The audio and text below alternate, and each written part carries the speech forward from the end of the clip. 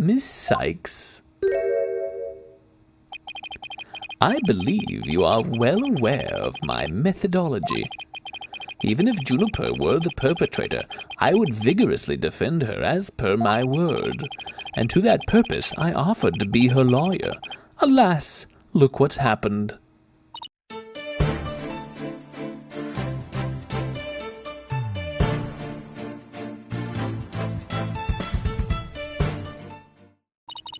All I've stated are obvious deductions derived from evidence and testimony.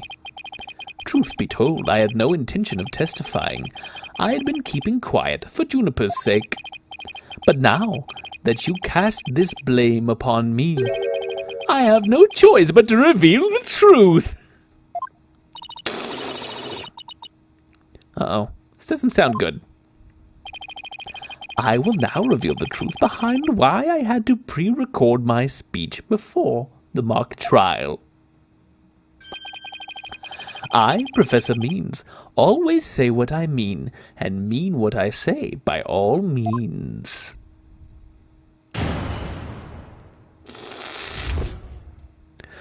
All right, let's hear it. The defendant came to me with what she said was very important and by necessity, secret. She asked me to pre-record my speech and come to the audio room during the mock trial. Juniper confessed to the murder and asked that I get her declared innocent in court. She also said I'd become an accomplice after losing my alibi due to the pre-recording. But when I said I would protect Juniper, I meant it because it's the humane thing to do. Oh my, so you're saying the defendant threatened you? Blackmailed you? This has to be a lie. I mean, everything about it lines up too perfectly to be true. Oh, this most consequential of occasions, let me be completely frank with you. Juniper has truly taken to heart my teaching that states the end justifies the means. I don't believe you. When she asked me to defend her, she said I must also prove her two friends innocent. Her two friends? The witnesses? Correct. Hugh O'Connor and Robin Newman. I was to ensure all three walked free. All three were to achieve their dream. That was the result Juniper was seeking. And she was even willing to threaten me, her own professor, to that end. You no doubt had high praise for her ruthless tactics. Yes, well, that is why I vowed to vigorously defend her, despite her threatening me. Perhaps because she threatened me. There was a time when lawyers merely sought the truth. They wished for victory in court. But alas, those days are over. Now, in the defense of justice, order, and all that is good, the end justifies the means. I'm so sick of hearing that phrase. Though it truly grieves me so, I must tell you this. Forsake the truth if it's victory you seek. Steel yourself for this new courtroom reality. That does it. He's going to regret dragging those dismal, depressing ideas in here. Since he's already surrendered to the dark age of the law, it's up to me to fight it. Why so silent, Sykes Dono? Something the matter? This is a court of law. It's no place for long-winded talks about idealistic principles. That's why I'm going to let the evidence do the talking. Let's not get carried away now, Miss Sykes. It will not do to have you attempting to discredit my doctrine. Do not force me to rectify this situation by any means I can. No, go ahead, rectify it. Only if I lose and you win, that is.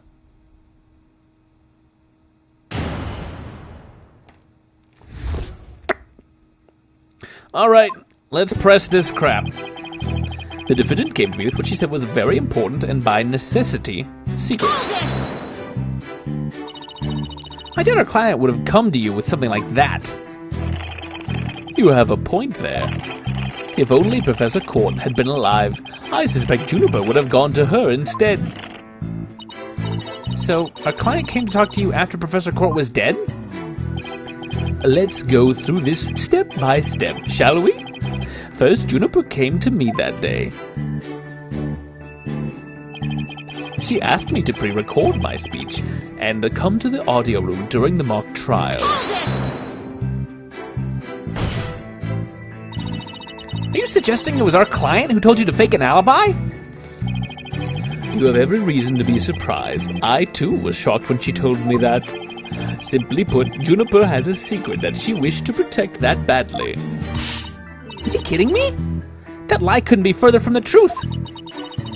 The problem is, how am I going to expose it? It was an earnest request from an outstanding student. How could I possibly have refused? Juniper confessed to the murder and asked that I get her declared innocent in court. Would you consider that a threat? Yes, but it's now you to whom she has passed her demands on to. Miss Sykes, you must realize that you too are being used by Juniper. What? Your Honor, I ask that you too do not let her feigned weakness and innocence fool you. Juniper Woods is quite clever and extremely tough. And perhaps most important of all, she is a fervent follower of my teachings. Your Honor, the witness's testimony is nothing but an attack on our client's character. Very well. Objection sustained. So be it. Nevertheless, the fact that she threatened me is immutable. I think this is the first time I've ever seen him sustain an objection of any kind. But okay. She also said I'd become an accomplice after losing my alibi due to the pre-recording. That she didn't know about? I guess, and how could you overlook such a threat? As a teacher, it's your duty to discipline students. Yes, well, perhaps I do have some serious reflection to do on this matter. I suppose it was just wishful thinking on my part. I wanted to believe that Juniper hadn't actually committed murder and that she hadn't meant to threaten me. Really? Please do explain. Long had I waited for a student who would embody my teachings. Does the witness realize what he is saying? Surely you must see the true meaning in my words. I am merely staying true to what I teach, and my methods are but a reflection of the times. Oh wow, his way of thinking is really warped, but I haven't heard any inconsistencies yet. I wouldn't be so sure. Really? The more he tries to avoid logical inconsistencies in his testimony, the more likely we'll see inconsistencies between his actions and words. It is a dark age in which we live, and there is much I would like to say on the matter. But when I said I would protect Juniper, I meant it, because it's the humane thing to do. You were trying to protect our client? Yeah, right! He'll say anything to pin the blame on Junie. What a frightful look. I would ask that you not glare at me so. I've nothing but admiration for how Juniper was willing to go as far as to threaten me. That is why I'm protecting her by any means possible. She has been a model student. Liar, you're trying to pin the blame on her. How am I going to show that what he's saying isn't what he's really thinking? You cannot possibly overturn my claims, so isn't it about time you admitted defeat? After all, if my unassailable logic is not truth, then what is? If he thinks I'm going to give it into his pack of lies, he's got another thing coming. I'm going to find a hole in his story if it's the last thing I do. Even though he's rotten to the core, he's a total pro. I mean, all that made perfect sense. Yeah, but you can't believe a word he says. He's making this up as he goes. He'll trip up on his own words yet. Time to see how consistently the professor's testimony matches up with his actual actions. Alright, let's look at this. Came to me with a secret. She asked me to pre-record my speech and come to the audio room during the mock trial. Juniper confessed to the murder and asked that I declared her innocent in court. She also said I'd become an accomplice after losing my alibi due to the pre-recording. When I said I would protect Juniper, I meant it because it's the humane thing to do. Okay, my brand new shiny badge. Courts planner. What do we have that's about him? Let's see. Autopsy report, tape recorder, identified as a fake by Professor Means. That's true. We do have a thing identified as fake. Professor Means used Hugh to pass it. I think this tape is the thing. This testimony shows that he said that he would protect Juniper, but he didn't try to protect Juniper. He tried to frame her, right? I think that's got to be it. If he was going to protect her, why would he fabricate evidence? So let me get this straight. You were trying to help Miss Woods? Ha! This is nothing more than a bald-faced lie. No offense, Your Honor. Such defamation of my character and your hair follicles, Your Honor. It is an outrage. Miss Sykes will clarify her statement, but leave my hair follicles out of it this time. Yes, of course, Your Honor. Now, please take a look at this. The witness gave this tape to Mr. O'Connor. Then he slyly whispered, "Take this to the police and tell them you found it." There was no whispering, slyly or otherwise, involved. I simply did that out of kindness. The tape contained our client's voice. In short, it is incredibly damaging evidence. Why would it even exist if the witness wasn't trying to pin the murder on our client? They say the road to hell is paved with good intentions, but not yours. You never had good intentions, only lies to protect yourself while blaming another. You, Professor, are the embodiment of the dark age of the law.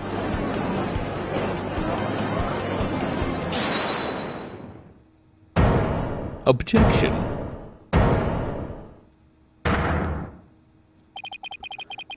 Why, you little... You dare call my teachings and methods lies? Whoa! We got the chalkboard! Oh, we've got a crack in the marble. Themis Legal Academy is a proud institution. It's the most powerful in the world. You'll never forget what true education and lawyering means once I'm through with you. Huh? Professor Means, what's with your hair? Quiet! No talking in class! Ow!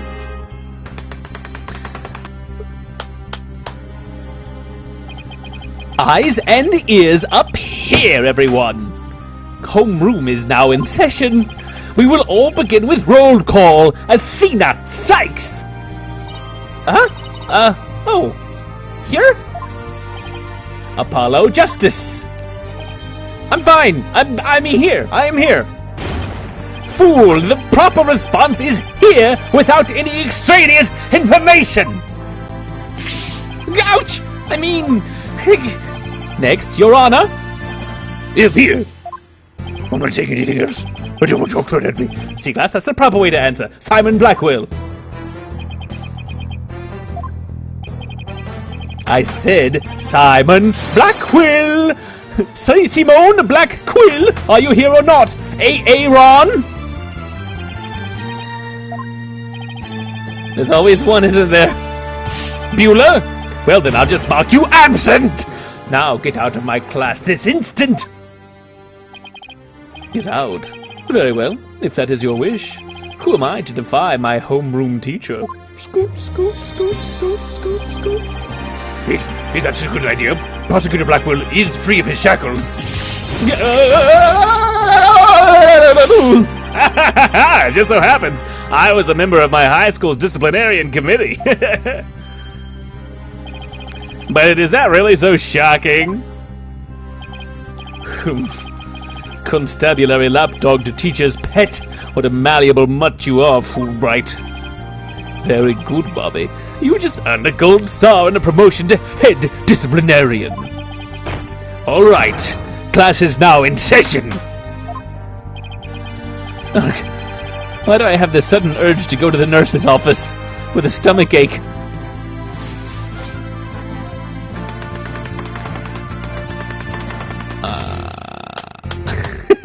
We're testing out the theory. If we write it up behind us, then the judge is just going to agree with it. Pay attention. I am not the killer. Juniper is. This will be on the next test, so you'd better be listening. But Professor, you created the phony tape to pin the blame on Juniper. Plus, you were the only one who could have moved the body during the mock trial. Objection!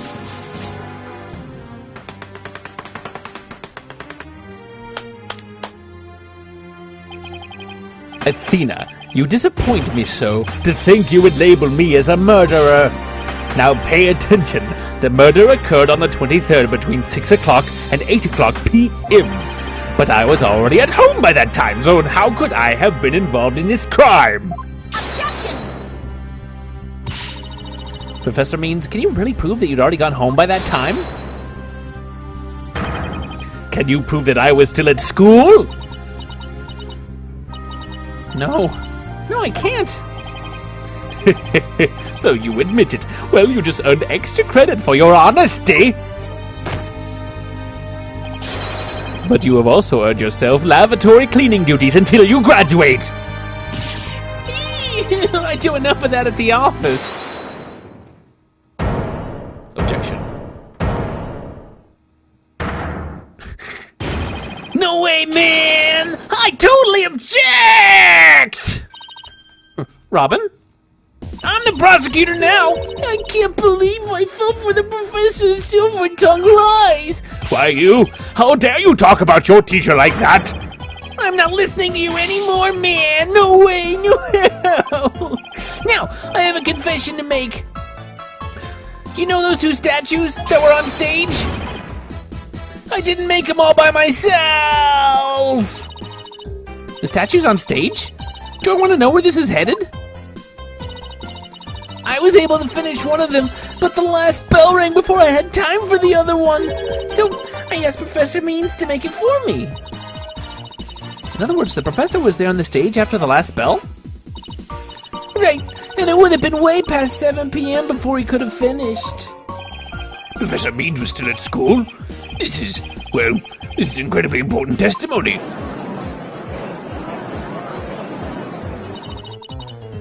The professor told me I'll take care of it.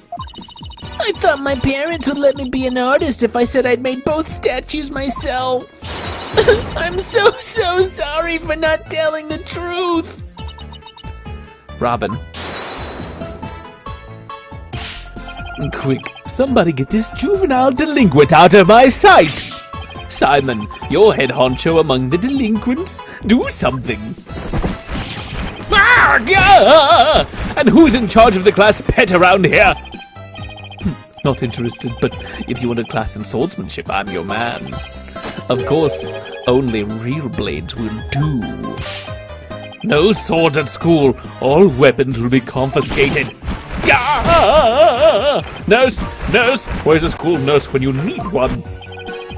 It would seem Sykes-Dono seeks a showdown, Professor.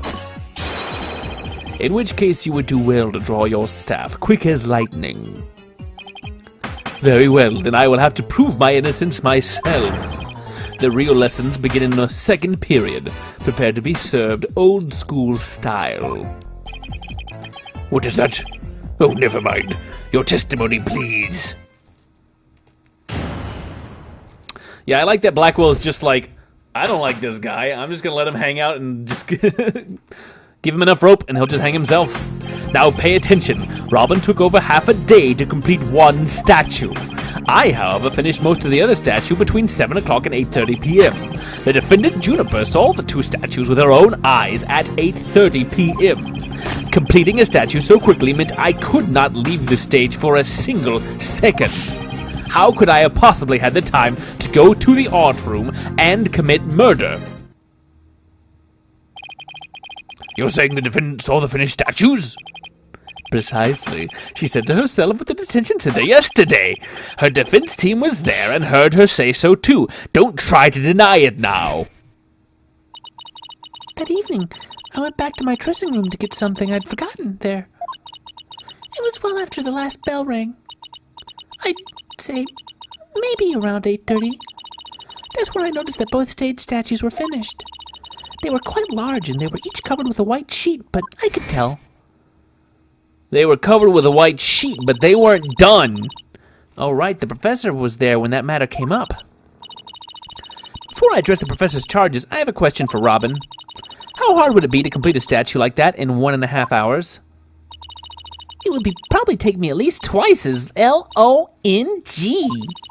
So personally, I think it would be incredibly difficult to finish in that short of a time. That didn't exactly help our case. But he won't get off that easy. He's bound to stumble over his own slippery means. Why was a statue building a statue? Who else? How else do they reproduce? That's where statues come from. If you ever know a sculptor, they're secretly a statue. Shh. Now pay attention. Robin took over half a day to complete one statue. Let's do some pressing. We'll just press a little bit. Miss Newman took over half a day? Can you please be a little more precise than that?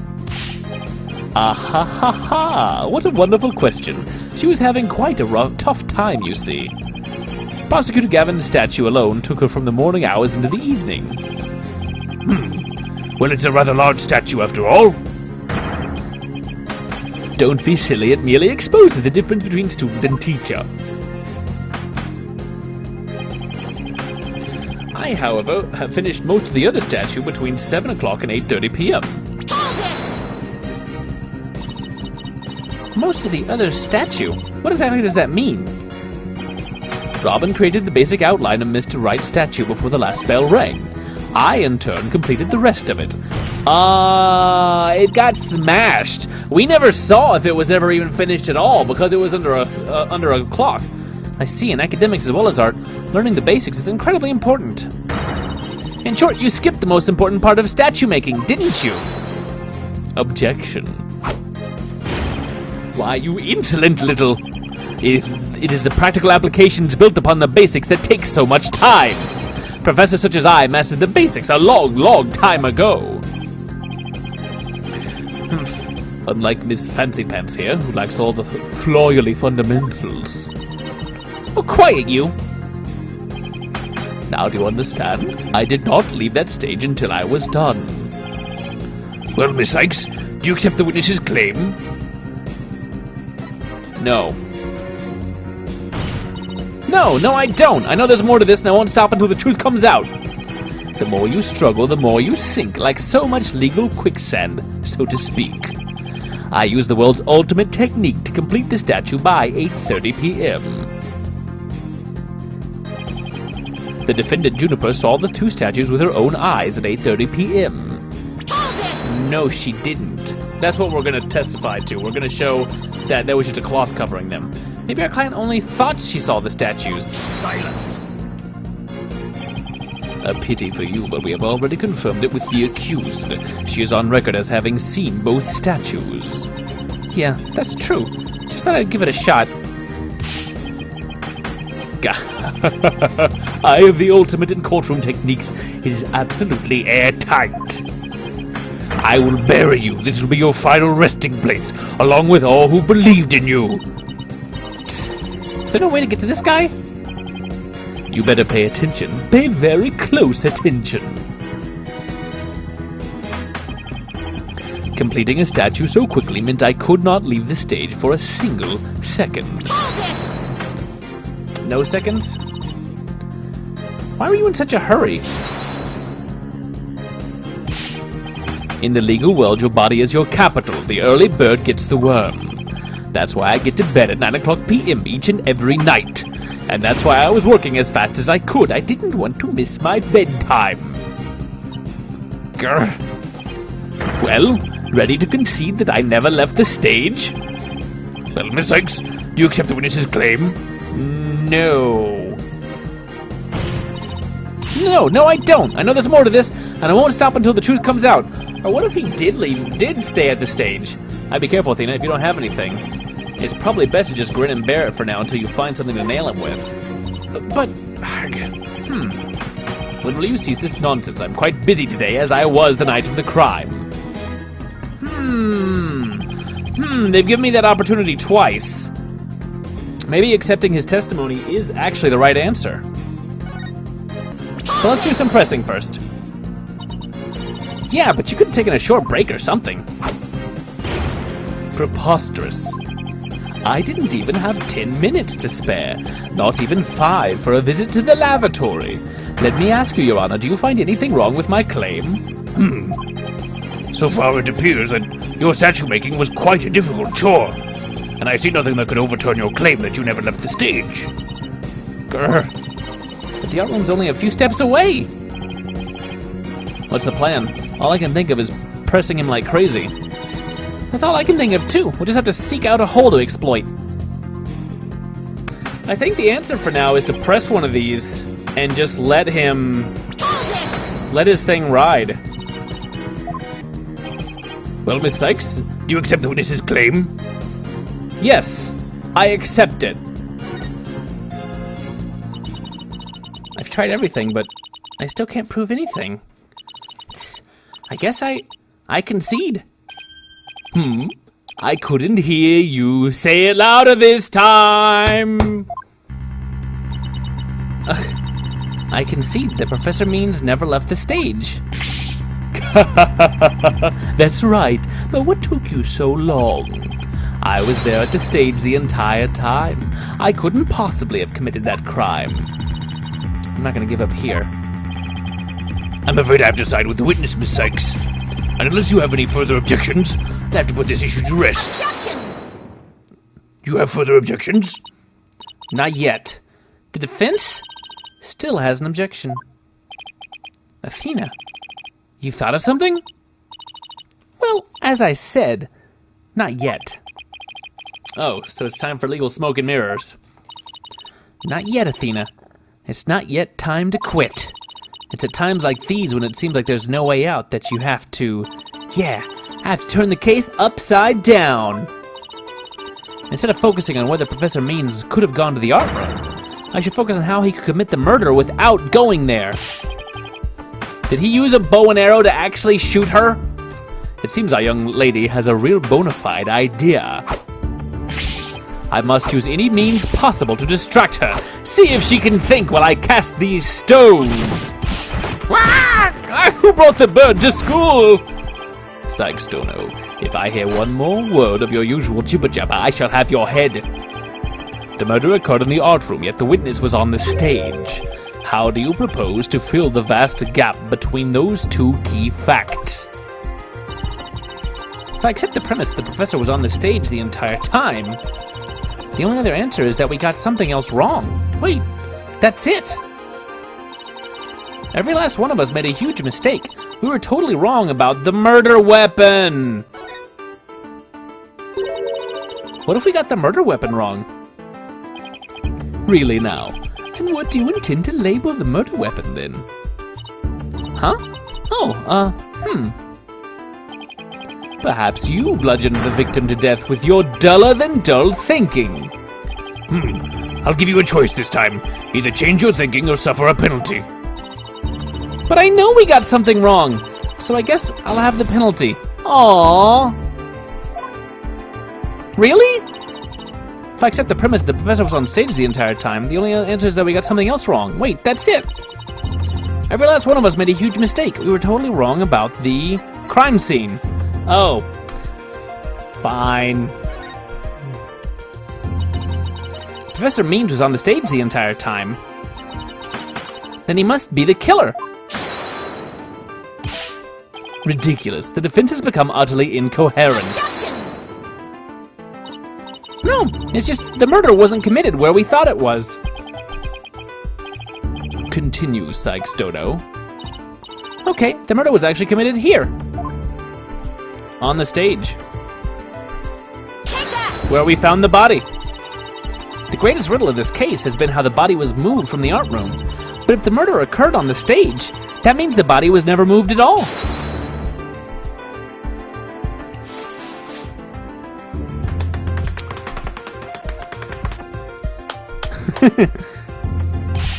Silly girl, the body was found there. There wasn't a drop of blood on the stage floor. Surely there would have been some blood if that's where the murder was committed. There wasn't any blood on the stage? Really? But there was something on stage at the time of the murder that's now blood-stained. The tarp. Or banner. It's true, there were no bloodstains on the stage floor, but there was something on the stage that did have a bloodstain, and that would be this, the school banner. No blood could have gotten on the floor if this were under the victim when she was killed. Oh my, that's quite a compelling theory. I still like the bow and arrow, but okay. What is it now? My theory makes perfect sense. That was a pathetic attempt. You must put every inch of your body into your attacks. The autopsy states the cause of death was loss of blood. Yet only a trace amount was found upon that banner. Where did the rest go? Blood getting on there when the body was moved by wire makes more sense than not. Very good, Simon. Tell me, what's your first choice for higher education? I'll write you the ultimate in recommendation letters. You're all but guaranteed to get in. Objection! I think he's already a lawyer, and in jail, so... Actually, the defense has something to explain that as well. You do? If there was only a trace amount of blood on the school banner, then there must have been something else the killer used to soak up the blood. The one that's been lit on fire and burned. All I have to do is figure out what. This is what soaked up most of the victim's blood. Oh. I see it. I'm gonna save anyway. I know, I left one of the mistakes on. But I was just rolling. It's the other banner that's now gone. Why, it looks like there's some other piece of fabric on top of the school banner. It's the governor's banner that had been specially made for the school concert. Since it's on top of the school banner, the blood would have hit it first. It could have easily absorbed most of the blood, like a dishcloth. And only a small amount would have soaked through to the school banner below. So it makes total sense for the school banner to only have a little blood on it. So that banner absorbed the blood like a dishcloth. Yes, that would explain it. The governor's banner was like a dishcloth. Surely it was at least towel quality.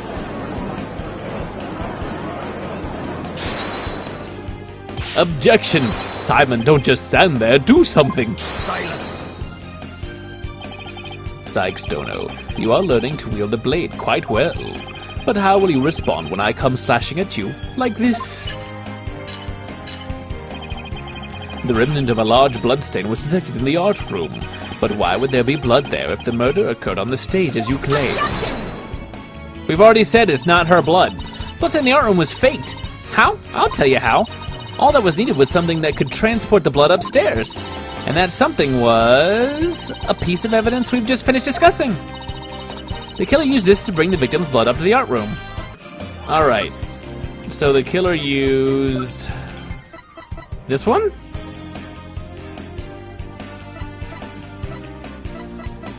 Right? To think you'd stoop as low to present mere garbage to this court. It's only garbage because someone tried to destroy it by tossing it in the incinerator. That someone was most likely the killer seeking to get rid of crucial evidence. The killer used the wire to bring the blood-soaked governor's banner to the art room. Then the blood was wiped onto the floor to complete the ruse. It makes perfect sense.